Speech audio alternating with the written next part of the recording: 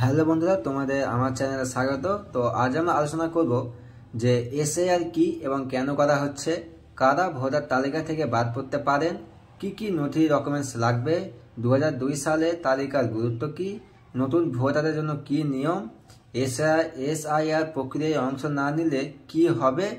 বিস্তারিত জানতে ভিডিওটি শুরু থেকে শেষ অবধি দেখুন। আর তোমরা যদি আমার চ্যানেলে নতুন হয়ে থাকো তো আমার চ্যানেলটিকে সাবস্ক্রাইব করে পাশে থাকা নোটিফিকেশন বেলটি অন করে দিবেন। তো চলুন ভিডিওটা শুরু করি। তো এসআইআর এখন আমাদের রাজ্যে সবচেয়ে আলোচিত বিষয় হলো এসআইআর। বিহারের পর বাংলায় শুরু হতে চলেছে এসআইআর। এসআইআর সম্পূর্ণ অর্থ হলো স্পেশাল ইন্টেনসিভ রিভিশন, যা বাংলায় করলে দাঁড়ায় বিশেষ নিবিড় সংশোধন। ইতিমধ্যেই এসআইআর দৌলতে বিহারের ভোটার লিস্টে 65 লক্ষ নাম বাদ গিয়েছে। আপনার ভোটার কার্ড থাকবে নাকি বাদ যাবে, তাহলে চলুন দেখে নিই।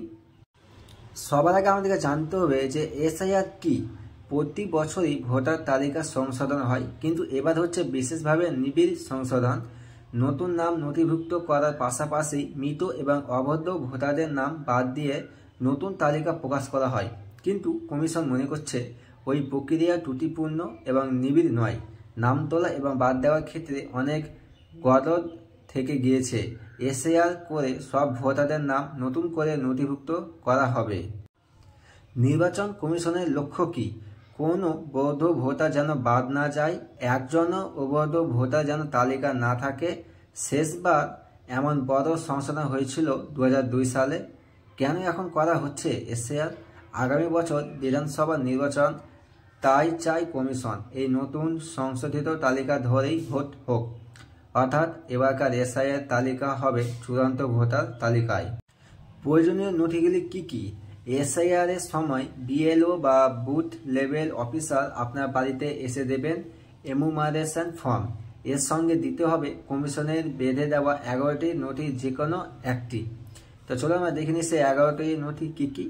কেন্দ্রীয় অথবা রাজ্য সরকারের কর্মী হিসাবে কাজ করেছেন অথবা পেনশন পান এমন পরিচয়পত্র লাগবে।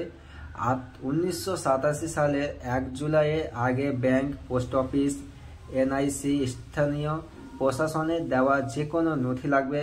জন্ম শংসাপত্র লাগবে, পাসপোর্ট লাগবে, মাধ্যমিক বা তার অধিক কোনো শিক্ষাগত শংসাপত্র, রাজ্য সরকারের উপযুক্ত কর্তৃপক্ষে দেওয়া বাসস্থানের শংসাপত্র, ফরেস্ট রাইট সার্টিফিকেট, জাতিগত শংসাপত্র, কোনো নাগরিকের ন্যাশনাল রেজিস্টার, স্থানীয় প্রশাসনের দেওয়া পারিবারিক রেজিস্টার, জমি অথবা বাড়ির দলিল।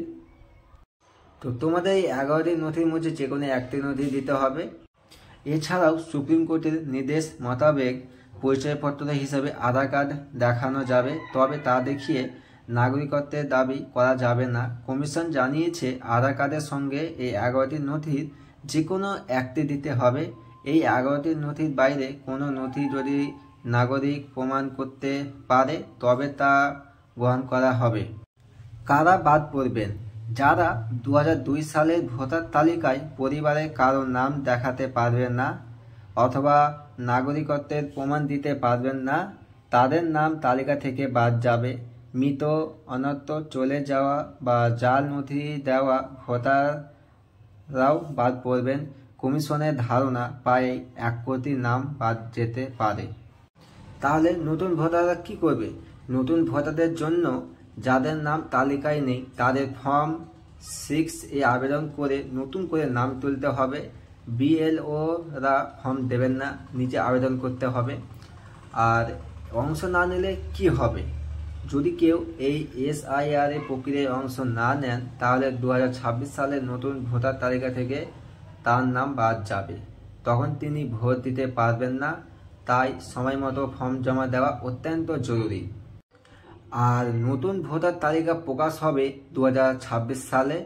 এর আগেই যাচাই করুন 2002 সালের তালিকায় আপনার পরিবারের নাম আছে কিনা।